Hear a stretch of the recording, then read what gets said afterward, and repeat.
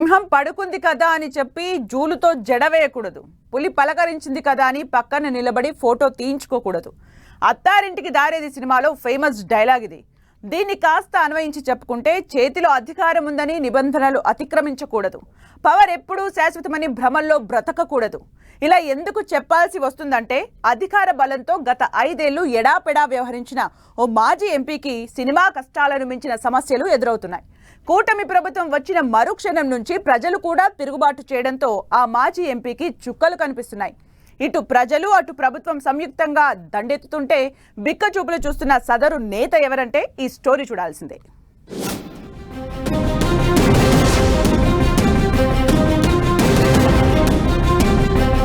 Real estate వ్యాపారం చేస్తూ రాజకీయాల్లోకొచ్చిన విశాఖ మాజీ ఎంపీ ఎంవివి సత్యనారాయణకు అసలు సిసలు సినిమా చూపిస్తోంది కూటమి ప్రభుత్వం.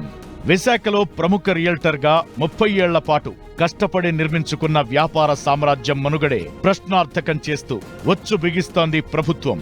రియల్టర్గా ఉంటూ రాజకీయాల్లోకొచ్చిన ఎంవివి 2019లో అనూహ్యంగా విశాఖ ఎంపీగా ఎన్నికయ్యారు.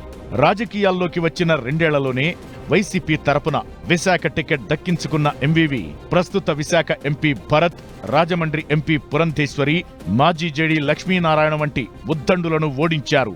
నమ్మకస్తుడైన రియల్టర్గా ఆయనకున్న పేరు 2019 ఎన్నికల్లో ఎంవివికి బాగా పనికొచ్చిందని చెబుతుంటారు. అందుకే ఆ ఎన్నికల్లో నగరంలో 4 అసెంబ్లీ నియోజకవర్గాల్లో టీడీపీ గెలిచినా ఎంపీగా ఎంవివి విజయం సాధించారు. ఇదంతా గతమైన ఆ గతంలో ఎంవివి వ్యవహరించిన తీరే ఇప్పుడు ఆయన వ్యాపారాలను ప్రమాదంలో పడేసిందని చెబుతున్నారు.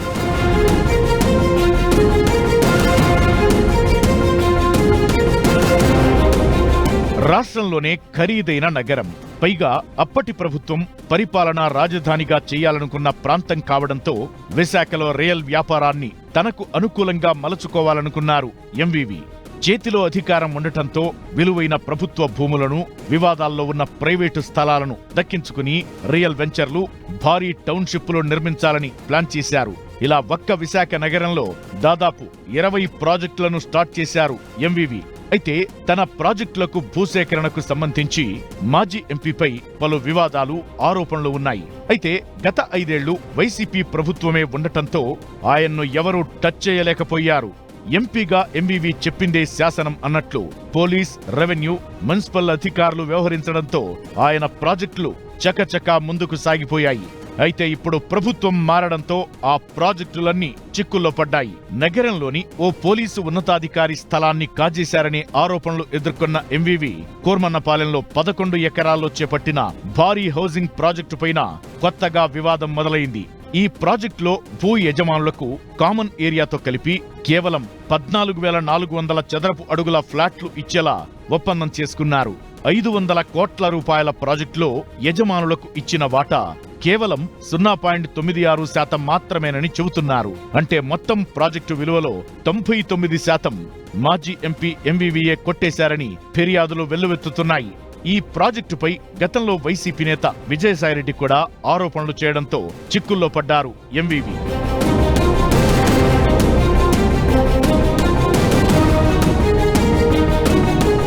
కూర్మన్నపాలెం ప్రాజెక్టే కాకుండా ఎంవివి, ఆయన వ్యాపార భాగస్వాముల చుట్టూ ఎన్నో ఆరోపణలు వెల్లువెత్తుతున్నాయి. తన ప్రాజెక్టు కోసం సిరిపురం రహదారిని మూసివేయడం, హయగ్రీవ భూములను బలవంతంగా లాక్కోవడం, క్రిస్టియన్ సంస్థ సిబిసిఎన్సి భూముల్లో అక్రమ నిర్మాణాలపైన వివాదాలు ఎంవివి వ్యాపారాలకు ముప్పుగా మారాయి. వాస్తవానికి కూటమి ప్రభుత్వం వచ్చిన మరుక్షణం నుంచే ఎంవివిపై తిరుగుబాటు మొదలైంది. ప్రభుత్వం యాక్షన్ తీసుకోవడానికి ముందే ప్రజలే స్వచ్ఛందంగా ఎంవివి అక్రమాలపై రోడ్డెక్కారు. ఫలితాలు విడుదలవుతున్న సమయంలోనే ఎంవివి మూసివేసిన రహదారిని ప్రజలే తెరిపించారు. ఈ క్రమంలోనే సిరిపురం వద్ద ఎంవివి ప్రతిష్టాత్మకంగా చేపట్టిన ది పీక్ ప్రాజెక్టును నిలిపేయాలని స్టాప్ ఆర్డర్ జారీ చేసింది జీవీఎంసీ. ఇక ఆ భూముల్లో మైనింగ్ కు సంబంధించి అక్రమంగా తవ్వకాలు, పేలుళ్లు చేపట్టారని మైనింగ్ శాఖ ఫిర్యాదు చేసింది. ఈ ఫిర్యాదులపై ఏ క్షణంలోనైనా చర్యలు తీసుకునే అవకాశం ఉందంటున్నారు. మొత్తానికి ప్రస్తుతం ఎంవివి ప్రతిష్టాత్మకంగా చేపట్టిన ప్రాజెక్టుల భవిష్యత్ ప్రమాదంలో పడ్డాయంటున్నారు. చాలా వాటికి అనుమతులు లేకపోవడం, కొన్ని చోట్ల నిబంధనలు అతిక్రమించడంతో వేల కోట్ల విలువైన ప్రాజెక్టులు పూర్తి చేయడం కష్టమేనంటున్నారు. ఇదే జరిగితే 30 ఏళ్లుగా ఆయన నిర్మించుకున్న వ్యాపార సామ్రాజ్యం కుప్పకూలిపోవడం ఖాయమనే టాక్ వినిపిస్తోంది.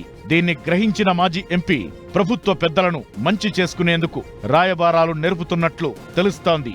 అయితే ఎంవీవీ కోసం ఎవరూ లాబియింగ్ చేయొద్దని టీడీపీ అధిష్టానం తేల్చి చెప్పేయడంతో జిల్లా నేతలు కూడా చేతులెత్తేశారంటున్నారు. మొత్తానికి మాజీ ఎంపీ ఎంవీవీ కష్టాలు ఎదుర్కోక తప్పని పరిస్థితి కనిపిస్తోందంటున్నారు.